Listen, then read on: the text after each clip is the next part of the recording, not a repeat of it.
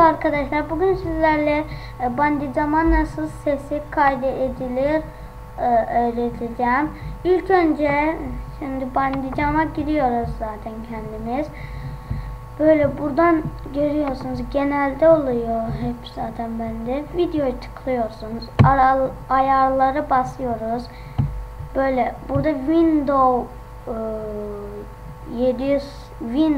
7 sound Vaşari'de olacak. Biz mikrofon ustroz sizde Türkçe'de yazacak. En akıcıdakine basın. En sondakine. Sonra ayarlara tıklayın. Onu böyle tıklayın arkadaşlar. Ok deyin. Sonra sesi kaydedecek zaten. Tamam basın.